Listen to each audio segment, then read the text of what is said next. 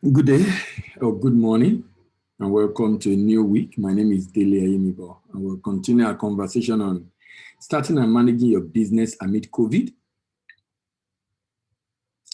Today, we're going to be discussing something that builds on what we discussed last week.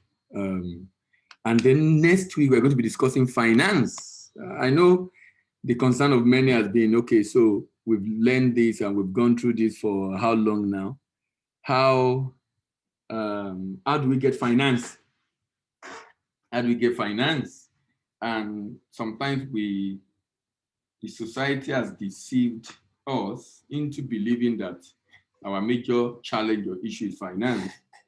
But we'll be discussing finance tomorrow, and we'll be looking at how to raise money, how to raise capital, and what we should be looking at, and different type of capital. We'll be discussing that next week. But this week, we will be discussing business model canvas.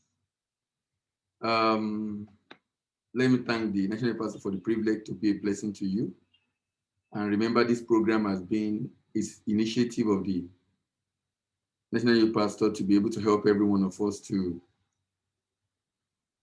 learn entrepreneurship and also have control over our finances so that we can minimize the impact of recession and COVID. And Nigeria is now in recession. I mean, before, of course, it was expected anyway. I mean, if you are following the trend of events, you know that, look, this is inevitable for Nigeria, that we will have double the decline in the GDP growth in 2 consecutive quarters.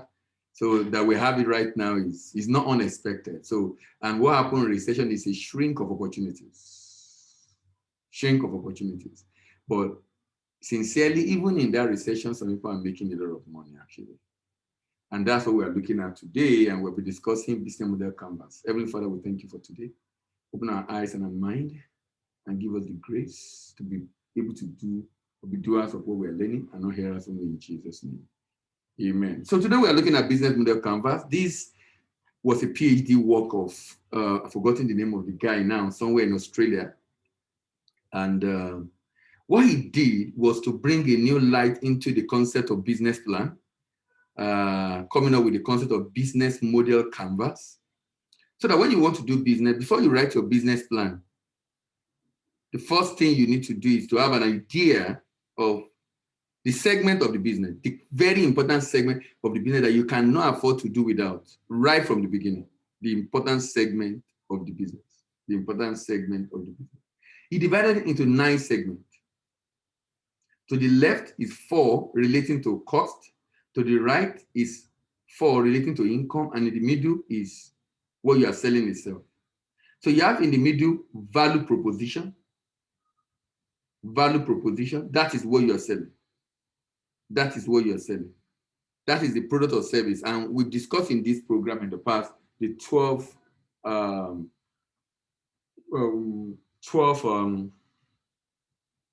kind of value you can create in any kind of business you're doing in the world.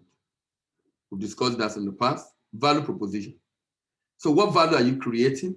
And by value, that's what problem are you solving? How are you helping humanity solve the problem? That's what that is all about. Value proposition. Now, to the right is the income. From the customer segment, you should know your customer.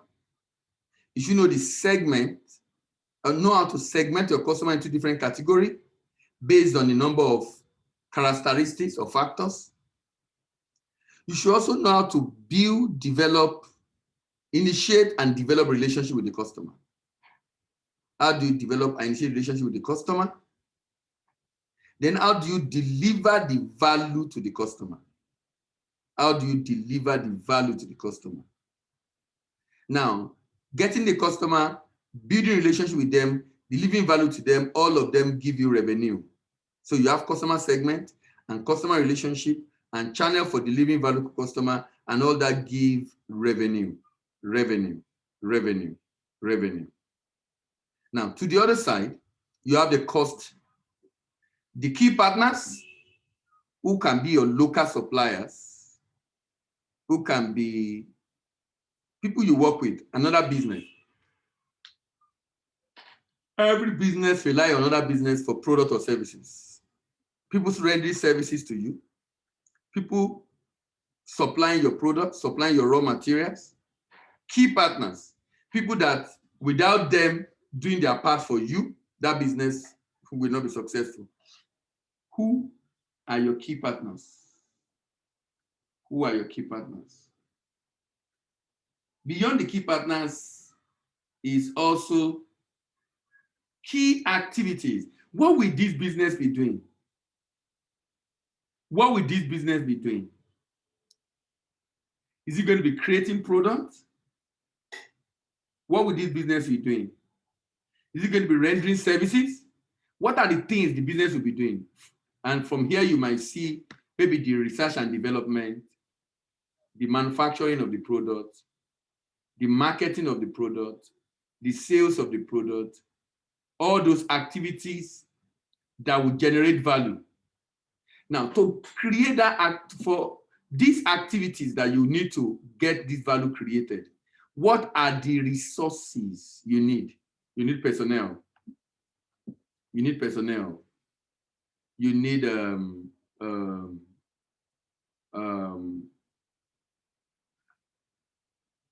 money, cash. You need machines. All that you need to be able to carry out the activities. And lastly, cost structure. To have a partner costs you money because partner renders service to you. To carry out your key activity will cost you money. And lastly,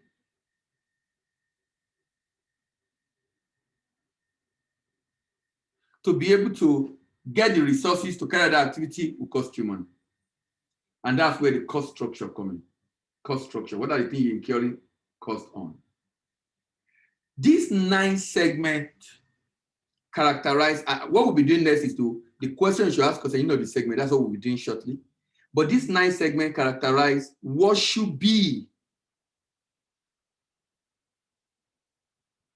What should be your interest as an individual? That's what this 9 segment is about. What should be your interest?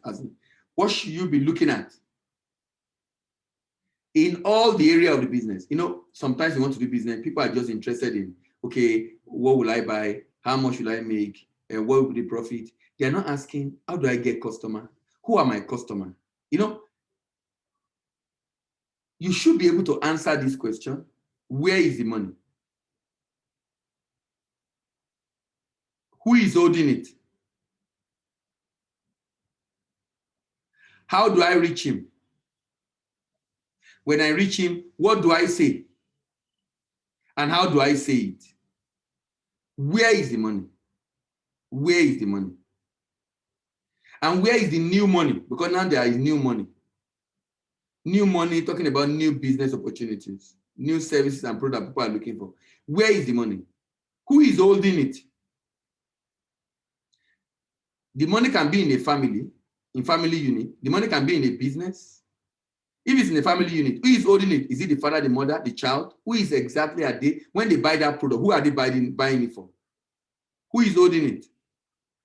If it's a business, what are they buying it for? Who is going to determine how they buy it, when they buy it? Who is going to determine it? Who is holding it? How do we reach him? Customer segment already talk about where is the money, who is holding it. How do we reach him? Talking about customer relationship. How do we reach him? And when we reach him, what do we say that we connect to him? If you remember, we talk about bond. I'm sorry, not bond. We talk about customer. I'm looking for the word again that was used. The customers, when we're discussing Maslow hierarchy of need, and we're looking at the core drive, core human drive. When we're discussing core human drive. So what do I say to connect to the core human drive? What do I say to connect to the core human drive? And then what do I say? And then how do I say it? 5 questions. Where is the money? Who is holding it? How do I locate him? How do I reach him? When I reach him, what do I say? And how do I see what I'm saying? If what I'm saying is to tell him that this thing will help you to have good health, how do I say it? Should I say it through pictures? Should I say it through video? Should I say it through an ad? I think, how do I say it? Will a drama be better? Will a cartoon be better? How do I say it? How do I communicate that message? And how frequently will that message need to be communicated? So we're going to look at the questions now in the 9th segment. Customer segment. For whom are you creating the value? For whom are you creating the value? For whom are you creating the value? Who are most important customers? Who are most important customers? Who are you creating the value for? Is it a business? Is it male? Is it female? Is it young? Is it old? Is it an entity, a business, or an individual? Who are the most important customers? Out of all your customers, who are the most important ones? If it's in a family, who are the most important ones? If it's in a business, which kind of business is it? Is it the upper, middle, or lower? And then, what are the type or archetype of the customers? You need to be able to segment your customers. You need to be able to segment your customers. The way you will, if your customer cut across business and individual, the way you reach them will be different. The way you communicate with them will be different. What they will require will be different. Customer relations. How do we get the customer? How do we keep the customer? And how do we grow the customer? How do we get the customer? How do you get them? How do you keep them? How do you get them? How do you keep them? To keep coming or to buy another thing. This is why when you sell a product that people need frequently, it's a very good business. I think margin might be small, but people buy it every day. That's one of the best business you can do. Things that human being cannot do without, and that's where food is very important. Things that human being cannot do without, that people will need to buy every day. In fact, that is the business. So the question you need to ask yourself is, if you get these people to begin to buy from you, how do you keep them to keep buying? How do you get them to keep buying from you? How do you get them to keep buying from you? How? How do you ensure that they always come and buy from you? Because of course you have competitors. You're not the only one selling. Why should they buy from you alone? How do we keep them? How do we keep them? How do we keep them? You need to be able to keep them.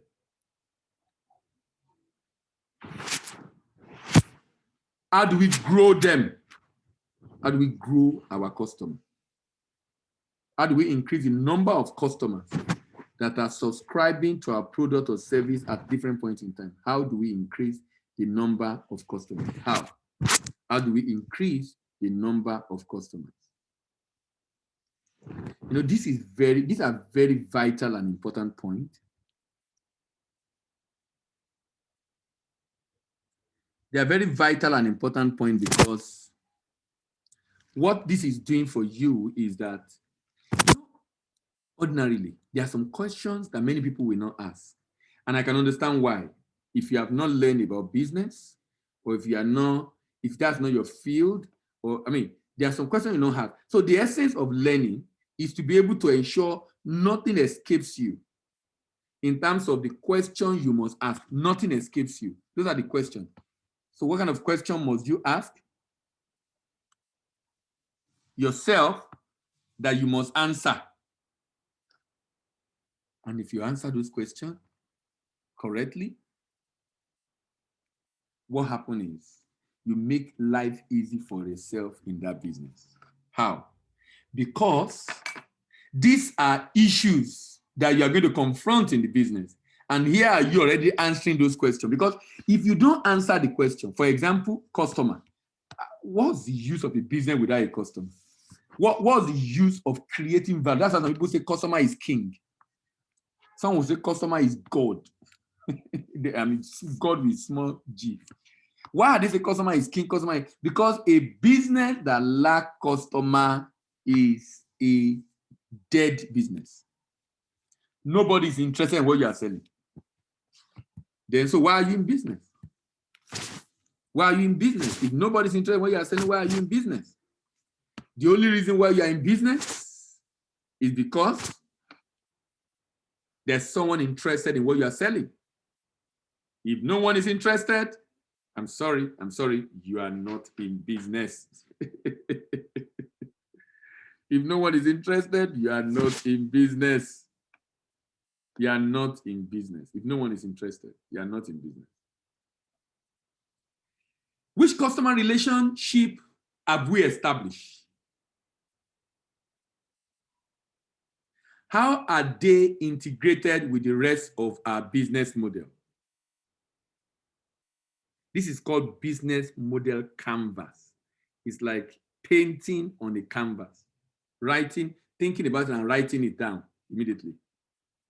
How are they integrated with the rest of business model? How costly are they?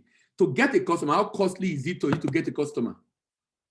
What does it cost you to get a customer? What does it cost you to get a customer? You know, one of the things we do as a business in getting customer is, I do a free seminar on international trade every week on Thursday by 5 p.m., between 5 and 6 p.m. every Thursday. I do a training on international trade every week. Now, why am I doing that? I work with my team to advertise it, and I do that every week. Why? It's part of the strategy to get, to keep, and to grow customers. That's the strategy. So by doing that, people that are interested in what I do or what I say about, they get to know new people join us every week. So you know what I do? We created a Telegram channel. On that Telegram channel, we drop nuggets, information about that same thing. In fact, when I finish that Zoom, the audio and video are right there on that Telegram channel. I put them on YouTube and drop the link there. So they can go to YouTube and see other videos and get to know about what we do. And get to know about what we do. And get to know about what we do. To be able to keep the customer. So the cost of acquiring customer is not so much for me in what I do, because I do free seminars every week on one area or the other. And as it is right now, the seminar I will do for the whole of next year is ready. As in one every week. That's about 52 seminars. Or is ready. As in it's ready. And I'm rounding off one. So the seminar is just there to be able to talk to them, educate them about that area, and then advertise it, spend money to advertise it, so that new people can join, so that new people can join, so that new people can join, so that new people will get to know we exist and be interested in doing business with us or come and work with us. Channels. How do I reach the people? Through which channel do the customer segment want to be reached? How do other companies reach them now? Other companies, how do they reach them now? Leverage on what you need to know what your competitors are doing. Which one works best? Out of all the options, which one works best? Out of all the options, which one works best right now? Out of all the options, which one works best right now?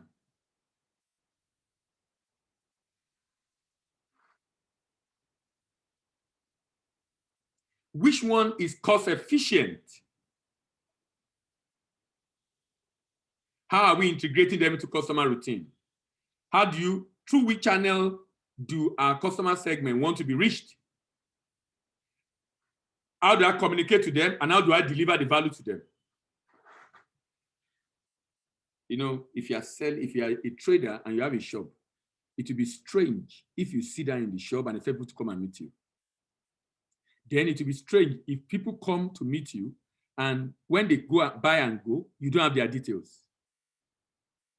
You know, I accuse my barber that if I don't come around, you don't even call me. You don't even have my number. How do you grow this business?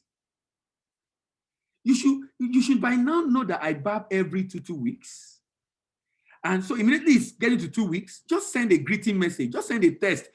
Find a way of reaching your customer because you know it's time for him to come. You should be able to have contact of all your customers. They should not come. Go to their house and reach out to them. So they buy stuff from you, and you know he comes to buy every Saturday. And Friday, you're saying, I know you normally will buy this thing tomorrow. Can we deliver it to you at no cost?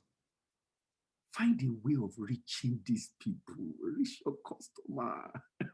Reach your customer. You know, it's just amazing how simple things can make a lot of difference in a business. How can you just sit down in the shop and then they will just come and meet you? And if they don't come, you say there's no business. The people that have come in the last 1 month, do you have their contact details? Do you know those people can tell 2 people, 3 people about what you do? Why will you not have their contact details? Why will you not send them wishes? You can even, when they come in, you can get their details. You don't have to get the exact date of birth. You can get the month and year and just send the wishes to them on their birthday or send the wishes to them on Christmas or Easter. Just greet them. What are you doing when you do that? You are trying to connect with them and then find a way of getting stuff across to them. I think instead of them coming to pick it up, why don't you deliver to them without extra pay, extra cost? Even if your product is a bit expensive, that you're delivering to them might be an incentive to buy from you. Because if they go to the market, they will have spent that cost, incur that cost actually. Then, key partners. Who are the key partners? Who are your suppliers? Which key resources are required from your partner? What do you buy from your partner? Are they supplier of raw materials? Are they supplier of product or services? What do they supply? Are they the one that print your flyers or print your manuals or print your whatever it is, or print your or supply your books or supply your food or supply your dress or supply your what do they do to you? Which key activity do the partner perform for you?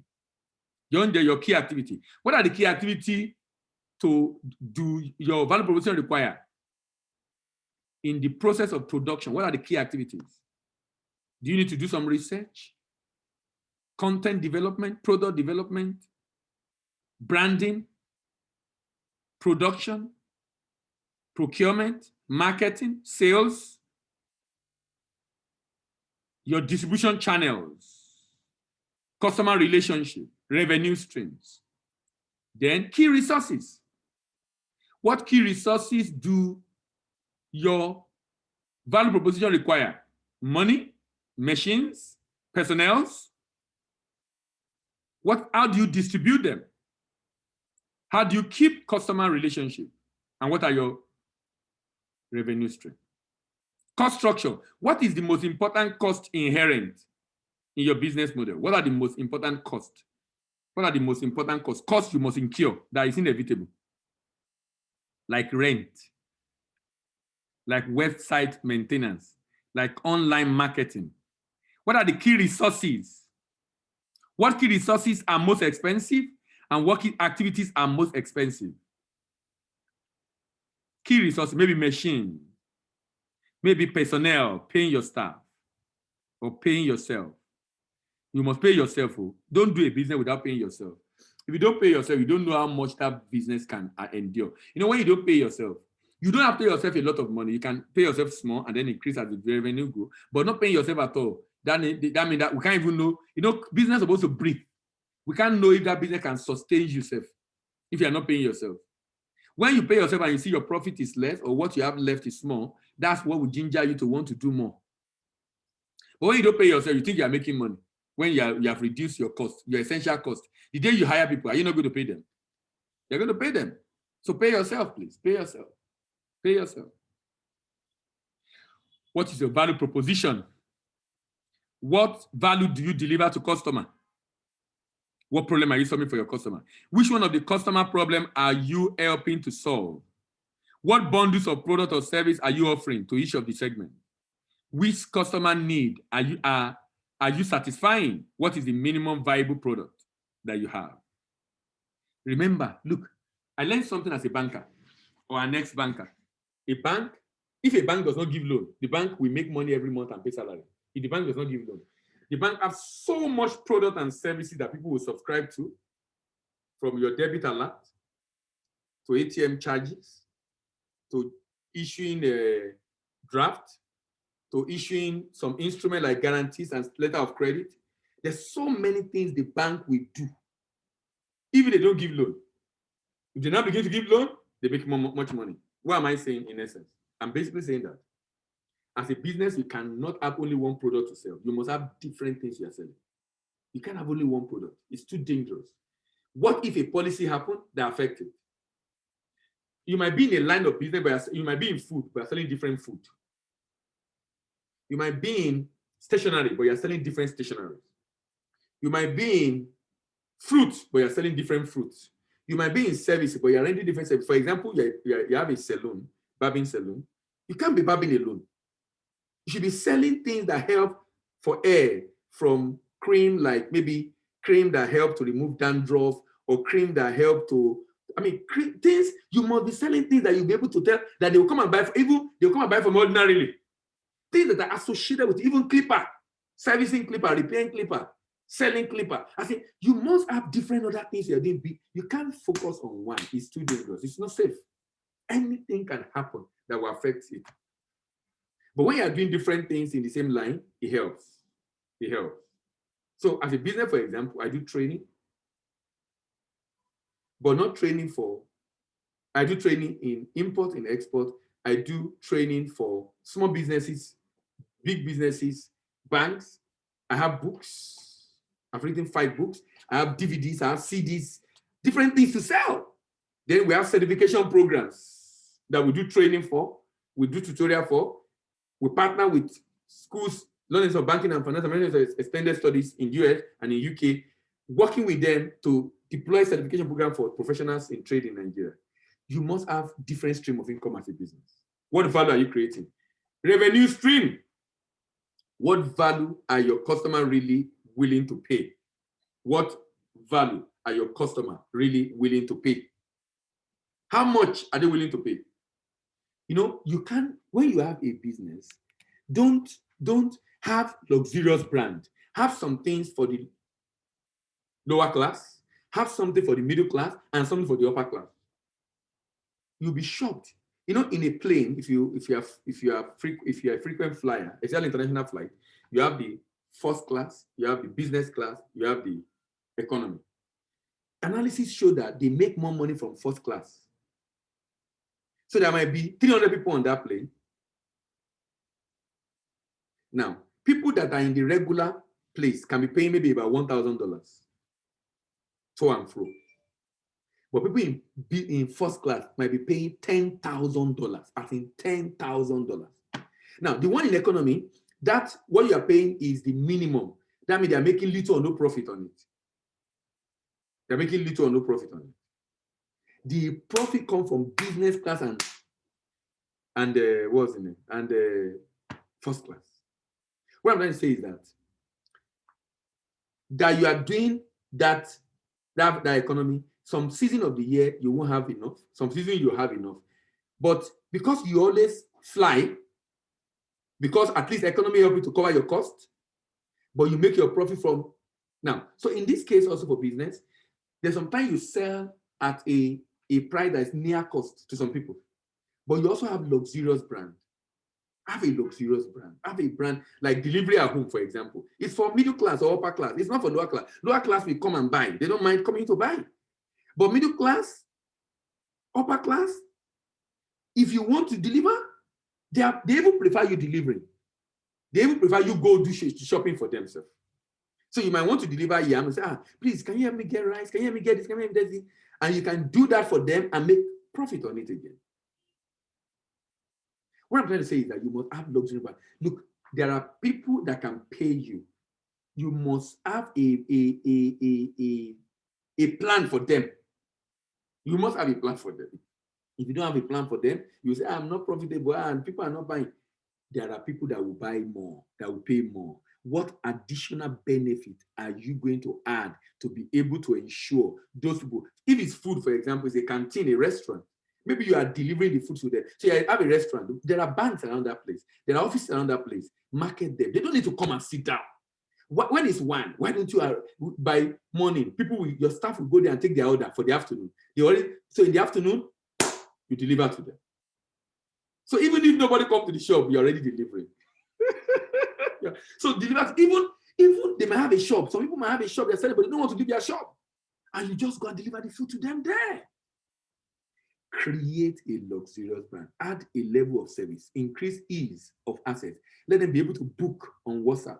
Let them be able to book through your Instagram channel. Let them be able to book, if you can afford it, a mobile app. Find a way of making life easy for people to be able to have access to what you render.